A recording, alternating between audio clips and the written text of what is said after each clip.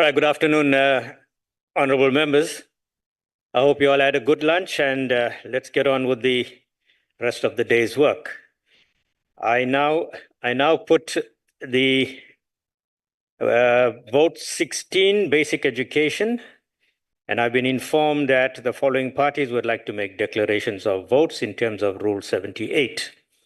I call upon the DA, Honorable J.M. Adriansa. Honorable member. Thank you, Honourable Chair. Today I would like to speak on the critical importance of our basic education budget vote. This budget is not merely a financial plan, it's a cornerstone of our nation's future. By investing in quality basic education, we empower our youth, reduce inequality, and foster economic growth for generations to come. Our focus must be on enhancing infrastructure. No more pit toilets.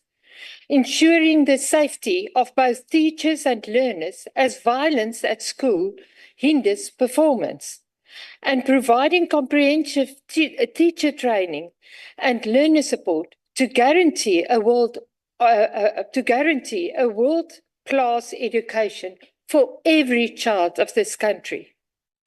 We must bridge the gap between urban and rural schools, ensuring equitable resources for all. As far as early childhood development, skillfully trained teachers must be deployed for this critical phase of learning. Accountability and transparency in spending are paramount to maximize the impact of every rand allocated.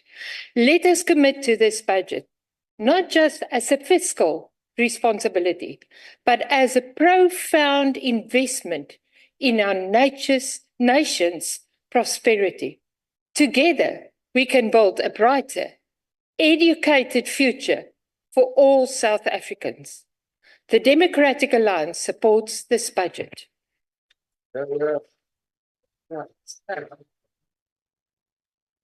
Thank you. I now call upon the EFF, the Honorable Naledi Chirwa Mpongose.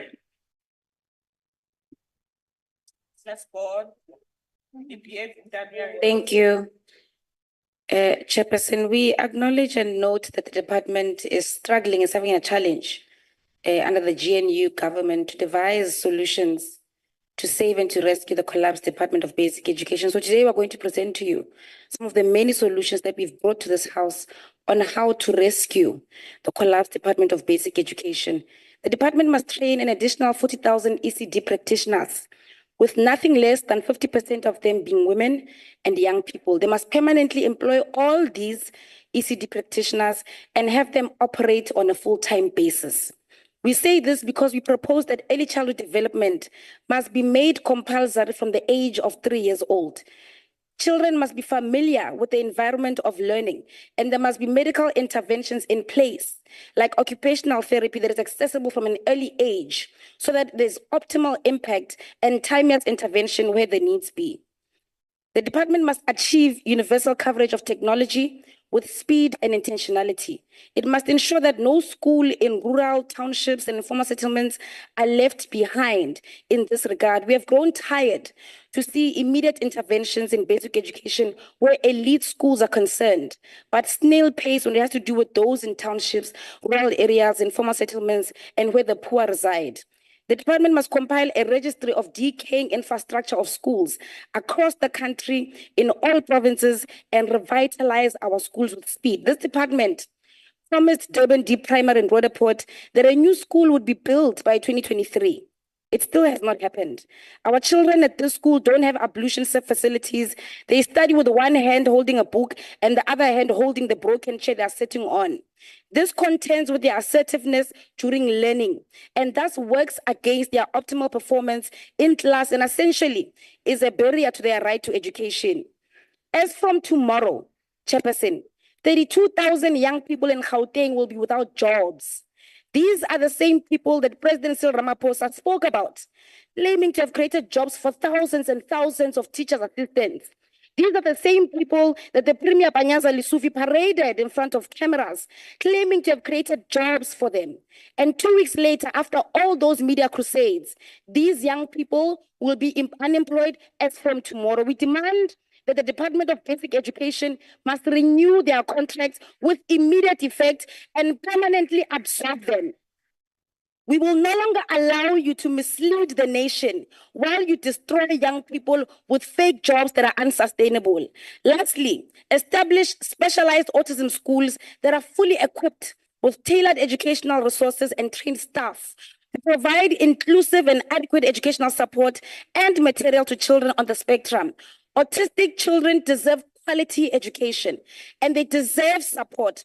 And you have not Honourable been Member, able to your provide time this, has more expired. especially in poor and district communities. We reject the budget vote because it doesn't respond to the needs of our people and the primary you. challenges of this Thank you, Honourable department. Member. Please take your seat.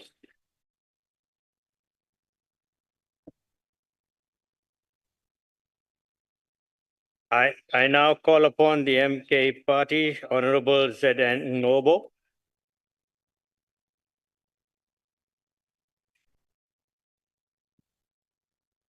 Thank you, Chairperson. Chairperson, we as the MK Party strongly object to the proposed budget for basic education. Today, MK Party outlined the concerns, starting with the most critical issue. There's an inadequate funding for teacher training and development. This is the foundation of quality education, and it's essentially we address it first. In the teacher training and development, the budget is failure to prioritize teacher training will lead to a decline in educational standards. We must invest in our teachers to ensure they are equipped to provide the best possible education.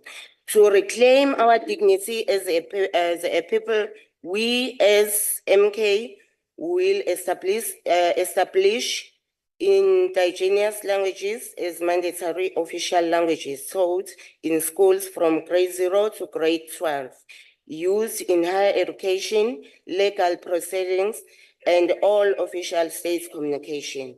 We will also eliminate all remnants of colonialism and apartheid from cultural and political life. We therefore reject this budget. Thank you. Thank you. The next Honourable Member will from the Freedom Front Plus, the Honourable T. Riet. Thank you, Chairperson, Deputy Chairperson. As I said in the policy debates, this is a critical department that shapes not only the minds, but the future of our children.